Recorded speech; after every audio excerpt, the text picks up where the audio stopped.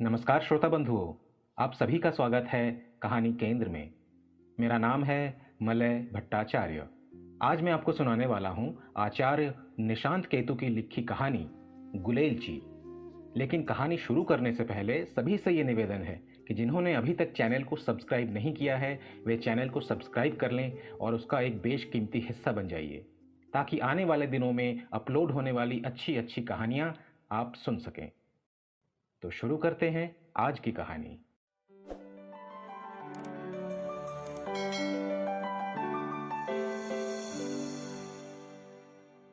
बुद्धन कुमार का घर छोटा है पर काम बड़ा। 2 बेटी, 2 बेटे, पत्नी और खुद को मिलाकर 6 जनों का परिवार बुद्धन कुमार के लिए छोटा नहीं था।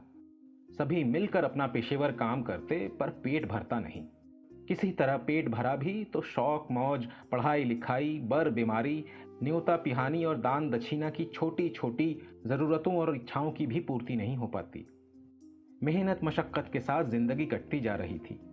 बुद्धन कुमार को अपने लिए कोई तकलीफ न थी। सुमिरती कुम्हारिंदी अपने कुम्हार के रंग रोगन में इतने अरसे से रंगती रही कि उसे भी अपने लिए कुछ नहीं चाहिए। बड़ी बेटी लाजो ब्याही जा चुकी है। समस्या बस इन 3 बच्चों की है। छोटी बेटी फुलबतिया 7वीं क्या पास कर गई, बागी हो गई, रस्मों रिवाज को चुनौती देने लगी। उसकी आगे की पढ़ाई तो छुड़ा दी गई, पर घर में बैठे बैठे सुलगती रहती। बिरफा और चिनका चौथी तीसरी में ही पढ़ते हैं, पर जमींदारों के लड़कों से अक्सर उलझ जाते हैं। उलाहने आते हैं तो बुद्धन कुमार जमींदार के घर जाकर माफी मांग आते हैं।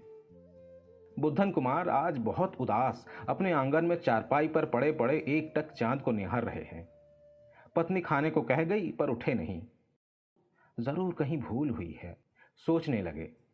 नई तालीम न दिलाते तो ये सब भुगतना ना पड़ता। गांधी जी के इशारे पर गांव में बुनियादी विद्यालय क्या खुला, नए इनकलाब का बीज ही रोप दिया गया। हर लड़का बागी हो रहा है, हर लड़की नए ढंग से सोचने लगी है। आखिर सुमिरती ने बुद्धन कुमार के सिरहाने खाना रख दिया।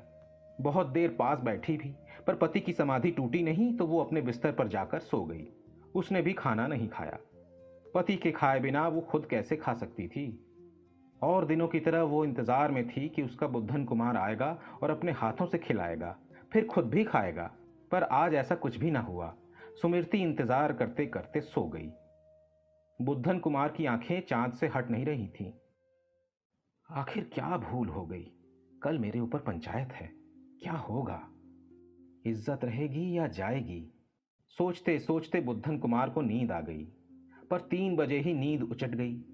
सोचने लगे, क्या जवाब दूंगा, क्या क्या होगा। फूलबतिया ने ये क्या कर लिया? पेट में नाजायज बच्चा। मैं तो दूल्हे की तलाश में गांव गांव घूम ही रहा था। जैसे राजू की शादी कर दी, फूलबतिया को भी घर ठिकाने लगा ही देता। पर बीच में इसने क्या कर लिया, कैसे पूछूं इससे। जान से बढ़कर इन्हें मानता रहा। सुमिरती 5 बजे भोर से 10 बजे रात तक प्रेत की तरह खटती रहती है। मैं भी दिन भर मजदूरी में खून पसीना बनाए रहता हूं। इन बच्चों के लिए हमने क्या कुछ नहीं किया, पर ये बच्चे। बड़ी बेटी की शादी की नहीं कि दामाद ने जायदाद पर हक का मुकदमा ठोक दिया। छोटी बेटी शादी के पहले ही मां बनने वाली है। बड़ा बेटा बिरफा गांव भर से झगड़ा झंझट किए रहता है। हर शाम किसी न किसी के पांव पर पगड़ी रखनी पड़ती है। सबसे छोटा चिनका चुपचाप रहता है, जैसे फटने के पहले कोई ज्वालामुखी शांत शीतल हो। क्या करूं, कुछ समझ में नहीं आता। माटी से हमारे नाते रिश्ते हैं। माटी को हमने ठीक से समझा बूझा है। एक दिन सबों को मिट्टी में ही मिलना है, इसलिए रोज मिट्टी का अभ्यास बना रहे तो अच्छा। मरते वक्त कोई अफसोस नहीं। शरीर माटी से ज्यादा भी क्या है। तभी तो माटी खाए जानवरा की बात कही गई है। मेरे पिता कबीर पंथी थे। मैं तो कबीर को ज्यादा कुछ नहीं जानता, पर उनके गाए कुछ पद जरूर याद हैं। उनमें सबसे अच्छा पद जो मुझे लगता है और जिस पद को कबीर ने कुम्हारों के लिए कहा है, माटी कहे कुम्हार से तू क्या रौंदे मोही, एक दिन ऐसा आएगा मैं रौंदूंगी तो ही। सब कुछ मिट्टी का बना है। मैं चाक पर मिट्टी के बर्तन बनाता हूँ, कच्चे बर्तन को आवा में सुखाता हूँ। जनानी माथे पर घड़ों को टोकरों में रखकर घर घर पहुंचाती है। कहीं से कुछ अनाज मिल गया, कहीं से कुछ पैसे, और कहीं उधार लग गया। किसी तरह गुजर बसर चल रहा है, आगे राम जाने। सोचते सोचते बुद्धन को फिर नींद आ गई। सुबह जगते ही बुद्धन कुमार ने सूरज भगवान से विनती की, हे दीनानाथ, आज का दिन कट जाए तो अगले छठ में सूप दूंगा। फिर वो ओसारे में खाट पर बैठकर दरवाजे की कच्ची सड़क से हर आने जाने वाले को यूं देखने लगा जैसे उसकी मुश्किलों का हल लेकर कोई फरिश्ता आ रहा होगा। बुद्धन कुमार 8 बजे दिन उठे तक बैठे रहे, पर ऐसा कोई फरिश्ता नहीं आया। हाँ, गांव घर के लोग जो उस राह से गुजरे बुद्धन कुमार को घूर कर जरूर देखते जाते। सुमीरती आज पके घड़ों का टोकरा माथे पर रख गांव नहीं गई। बिरफा स्कूल चला गया और चिनका अपनी गुलेल ठीक करता रहा। अंग्रेजी के वॉई शेप की लकड़ी के दोनों छोर पर साइकिल की ट्यूब का टुकड़ा कसकर बांध दिया है। वो हर आवे के साथ मिट्टी की गोलियां भी पका लेता है अपनी गुलेल के लिए। वो अपनी गुलेल ठीक कर आवे में पकी गोलियां जेबों में भरने लगा। पूरा घर चुप चुप था। फूलबतिया बन ठन रही थी। बेली के गमकते फूलों की मालाएं बनाई, उन्हें जूड़े से बांधा। अपने उपलब्ध साधनों से उसने अपने को सजाया संवारा। पंचायती काल निकट आने लगा। पोखरे पर वटवृक्ष के नीचे लोग इकट्ठा होने लगे। पंच, सरपंच, मुखिया सभी पहुंच चुके। तमाशबीन भारी तादाद में आ पहुंचे। मुखिया बाबू मनरख सिंह ने सभा को संबोधित करते हुए कहा, भाइयों, आप लोग चुप बैठ जाएं। हम पंचों के बीच ये विचार होने वाला है कि बुद्धन कुमार और उसकी बदचलन बेटी फूलबतिया को हम क्या सजा दें। उसके परिवार को गांव निकाला किया जाए या पानी काटा जाए या डांड बांधकर छोड़ दिया जाए। ये मामूली घटना नहीं है, इससे हमारे गांव की प्रथा बिगड़ेगी, नौजवान बहकेंगे। सबसे पहले हम बुद्धन कुमार को पेश होने का हुक्म देते हैं, फिर फूलबतिया की पेशी होगी। हम दोनों की सुनेंगे, फिर आपस में विचार करेंगे और आप लोगों के सामने फैसला सुनाएंगे। हाँ, तो बुद्धन कुम्हार हाजिर हो।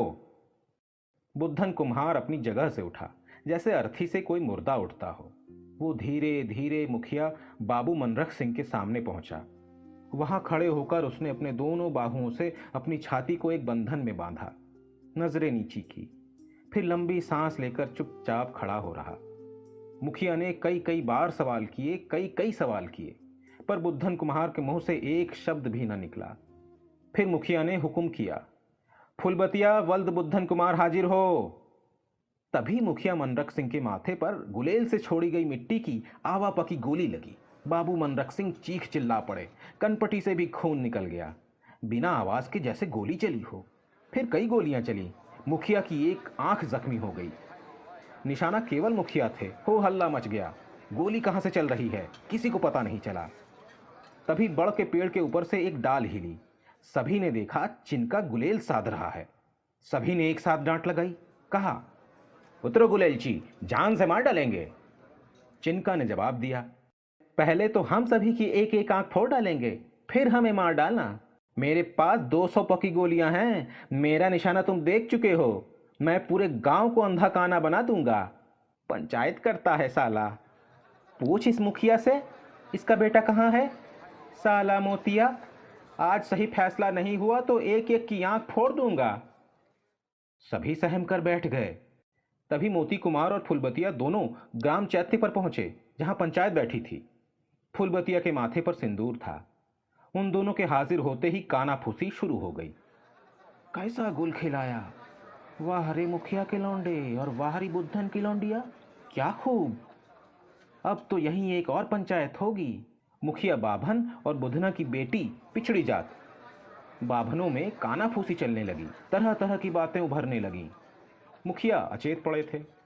तभी मुखिया के भाई झिग्गन सिंह ने गरज कर कहा, मोतिया आओ, आज तुम्हारी खाल उधेड़ते हैं। और वे छड़ी लेकर मोती कुमार की ओर लपके। तभी चिनका ने पकी मिट्टी की गोली साधी। बाबू झिग्गन सिंह माथा पकड़कर वहीं बैठ गए। फिर उठे और माथा पकड़े हुए बोले, मैं बुधना को जेल भिजवा दूंगा। अभी फूलबतिया नाबालिग है, इसके पेट में बच्चा किसी और का है। मेरे भतीजे को बहकाया है। पंचायत फिर बैठी। अब मुखिया के आसन पर मनोहर कुम्हार बैठे थे। उन्होंने फैसला सुनाया, हम मोती और फूलबतिया की शादी को कबूल करते हैं। साथ ही ये भी फैसला सुनाते हैं कि मुखिया बाबू मनरख सिंह पूरे गांव को भोज भात दें। तमाशबीनों ने तालियां बजाई और पंचायत उठ गई। चिनका पेड़ से उतरा नहीं, बोला, जब तक इसी पेड़ के नीचे कल शादी की रस्म पूरी नहीं होती तब तक मैं यहीं बैठूंगा। अभी तो मेरी 7 गोलियां ही छूटी हैं। मेरी झोली में अब भी 193 गोलियां हैं। 193 आंखों की बलि तो चढ़ा ही दूंगा।